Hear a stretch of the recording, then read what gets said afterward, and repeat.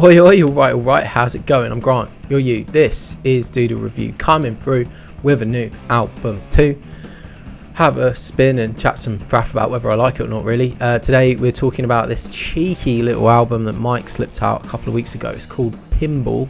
Let's go! So those who followed this channel for a bit might recognise the name of Mike.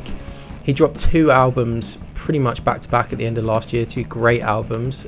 Faith is a Rock, a collaborative project with Wiki and The Alchemist, up there as one of my top albums of 2023, and a solo release called Burning Desire, equally somewhere around the top of my rap albums of the year list. So now adding Pinball to the mix, this brings his catalogue of albums to, without including mixtapes, to about 8 in total, and this one is barely even 6 months after the last one, so the man is prolific to say the least.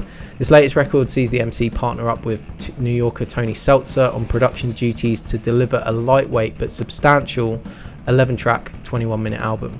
I wasn't familiar with Seltzer prior to this record, but I saw the album 14K Figaro, his team up with previous Mike collaborator Wiki, get a lot of positive reviews last year, so I was excited to be introduced to his work on this one.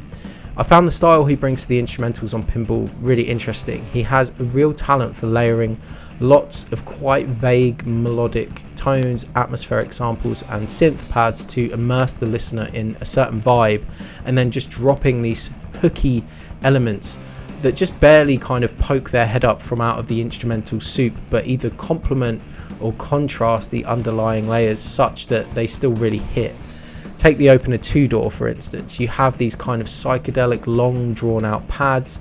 It almost sounds like sitar mixed with densely reverbed choral singing, and then you just get these little piano notes that aren't overly loud but just fall like raindrops over this tense atmosphere, simultaneously brightening things up and adding a melodic component that you can latch onto. On God does the same thing. There are these huge swelling pad sounds, and given that there are a lot of bell samples used on the track, it sounds like the big swells could actually be the same sound just slowed down, and this creates a really engulfing layer of tension such that it elevates the melodic hook, which on its own is just a very basic, almost childlike synth part.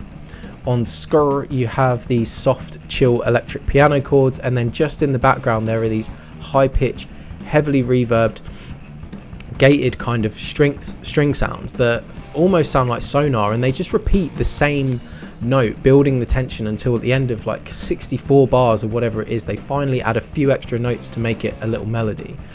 These tracks all highlight a really cool approach where the instrumental is almost a Jenga tower of different sounds, none too special on their own, but supporting each other in just the right way to kind of elevate everything. With that being said, Seltzer demonstrates that he also knows how to deliver a more obviously hooky beat as well. Lethal Weapon is a bright upbeat track with great sampled horns over chime-like keyboards and a bouncy bass line. R&B blends acoustic guitar samples, a bed of strings and even turntable scratches to support a central sine wave hook that provides maximum 2000 slow jams vibes. The single artwork also only amplifies this. Underground Kings is probably one of my favourite beats and just a banger all around, with some great 80s yacht rock sampled guitars and some fun, obscured backing vocals that create a proper summery vibe. This track even breaks halfway through to then drop a sped up version of the beat, which you can't help but get a little bit hyped for. Lyrically, the last couple of albums I feel have noted Mike seeming quite reflective, trying to navigate the loss of his mother, moments of depression and sometimes even grappling with a little loneliness. On this album, Mike seems to have come out the other side of that, having learned some lessons and gained some new kind of principles. In On God, a song that Earl Sweatshirt, sadly only with like 4 or 5 lines for a chorus, but great nonetheless, the theme evokes that theme of loss, with Earl suggesting he's really only got a close family unit these days, and Mike referencing the loss of people close to him, ultimately saying he's starting to now come out of the grief and enjoy the success he's starting to get. This newfound acknowledgement of success is actually one of the first themes introduced on the record. On Two Door, Mike brashly but fairly rolls through town like he's the shit, recognising people trying to align themselves with him as peers, but knowing they don't realise the work it took to get to his level. We also hear of a confident appetite for even greater success with the bar like I Want Big Ice Like Antarctica, and saying he's willing to take the heat of the next levels. He's prepared to beef like Suge Knight. This confidence rolls through onto Skirt, where Mike appears to reference someone who seems to see themselves as an equal to him and is talking shit, but Mike barely registers them as a threat, likening this person to nothing more than an intern. When it comes to romance and relationships on Underground Kings, Mike's now at a stage of very much being out there, which is a far cry from Burning Desire, where the general emotions seem to be one of being kind of spurned, maybe, by romantic interest. He's out there, but this time trying to keep it light, noting a lot of people wanting to weigh him down with heavy commitments. And on R&B, we actually see another angle to the relationship theme socially and romantically, in that as Mike's become comfortable with his success and kind of flexing a bit, he's become conscious of gold diggers. This track reveals quite an astute self-awareness from the MC, where he essentially recognises to himself that he has to be prepared to attract those people if he wants to live in this way, and that it's fine as long as he knows that and keeps people at arm's length when necessary, because life's too short. Literally, he ends the track with the bar, I hope you know I mean the best, it's just time to dip, the only thing I know about death, it teaches you how to live.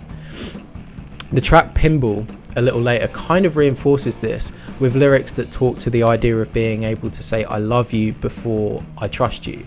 And to Mike, even if he can't say the T word, it doesn't mean the love isn't real.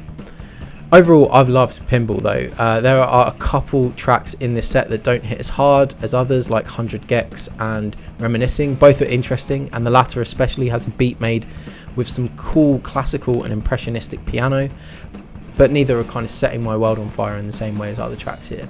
That aside though, this is a blast of an album. It really feels like a full experience despite its exceptionally short runtime, and provides an excellent insight into Mike's world as of 2024. For me personally, I feel like this lightweight, succinct format suits Mike maybe a bit more than the kind of longer form hour-long records he tends to produce when taking a project alone, and I'd give this about an 8.1. That's me though, time to knock it on the head and tell me what you think. Let me know in the comments below, and while you're about down there, give a little look for that subscribe button. I'm sure it's kicking about down there. Subscribe, share some thoughts, share some love, or just wholesome abuse, and I'll see you in the next video. Cheers mate, bye.